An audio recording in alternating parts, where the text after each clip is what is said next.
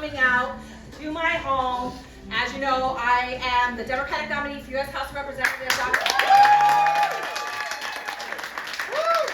when Nikki Fried's campaign called and said, we want to come to Lehigh, I said, absolutely. Yes. Come here. We will welcome you with open arms because this is going to be our next governor. Yes.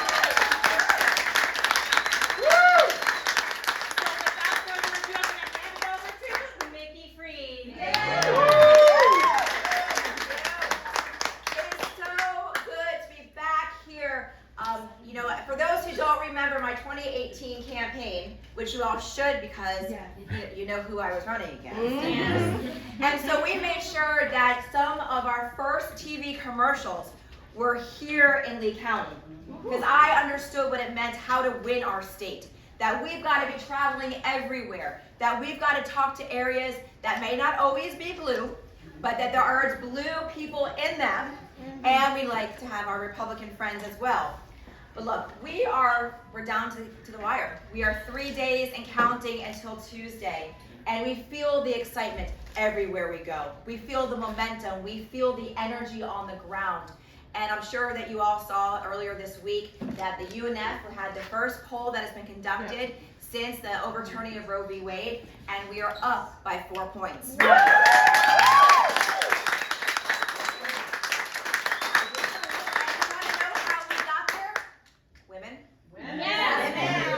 That we saw both in head-to-head with myself and Charlie and my head-to-head with Ron, we're up 20 points with women. And that's how we're going to win in November. That we're going to win in November because we are creating a coalition across our state, a diverse coalition of everybody who is so tired of the divisiveness, who is so tired of the anger, is so tired of one party controlling our state. Right. And what have we gotten from it? We have an environment that is crumbling around us. We have an education system that we can't find teachers because we are not bringing respect back into the classroom.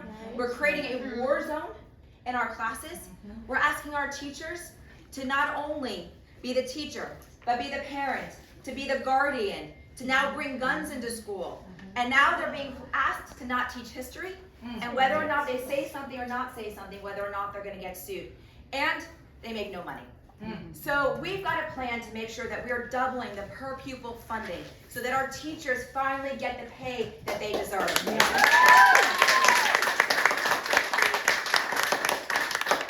when we win on Tuesday, the excitement and the momentum, because if you read any of the statewide pundits, if you read any of the papers, they have been counting me out from day one. That's right.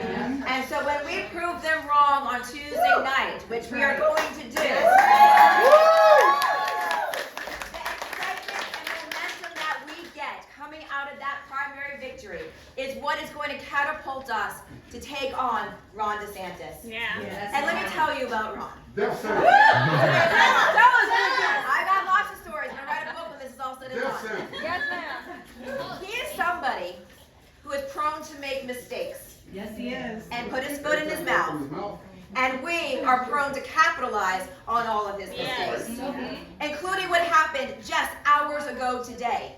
His lieutenant governor on Spanish radio said that they plan on shipping Cuban refugees to Delaware. What?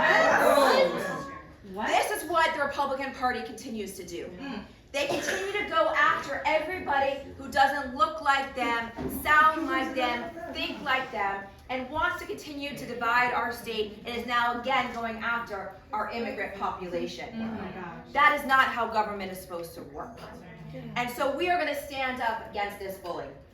Yes. So we have not had a cabinet meeting basically all year. Guess when there's a cabinet meeting? Tuesday. Why does we have a cabinet meeting on Tuesday? Because he's scared of this.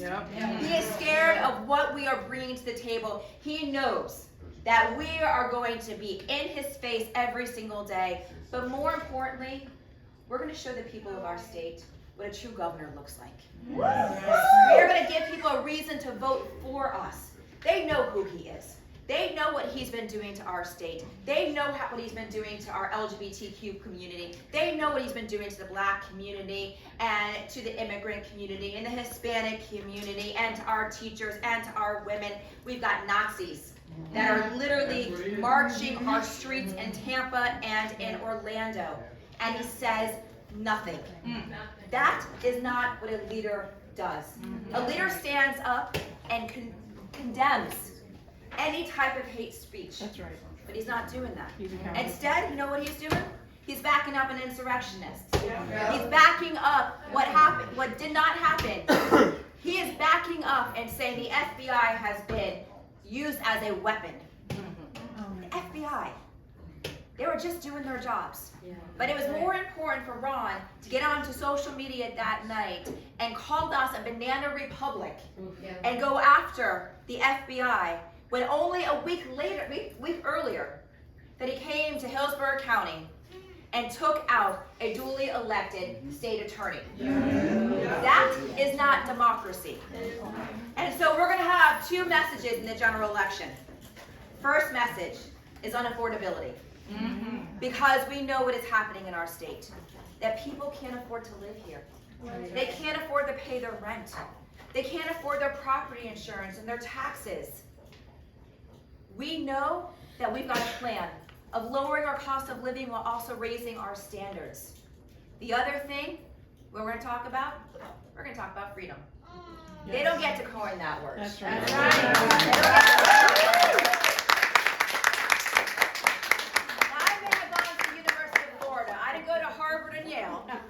But I know what the definition of freedom is. That's right. And freedom is not taking away a women's right to choose. That's right. Freedom is not taking books out of our schools. Right. Freedom is not making it harder to vote and to protest. Right. Freedom is not going after our school board members. Right. That is how we're going to reverse things. We're going to talk about real freedoms and making sure everybody has got an opportunity.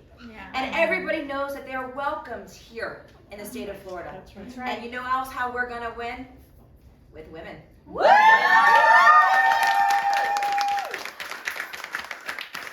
Because we are not going to sit back and let our rights be taken advantage of and our rights to freedom be taken. And so I'm going to say something quickly because I see a lot of women in this room that are a little bit older than I am. Thank you. I am standing on your shoulders.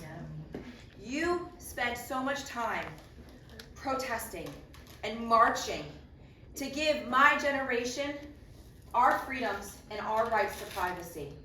And this is the first time in American history that we have seen a right being taken away. And so the baton has been passed to my generation. And we are not going to sit back. Amen. We are going to continue to march, and we are going to make sure that we are protecting the next generation. Because that is our job now.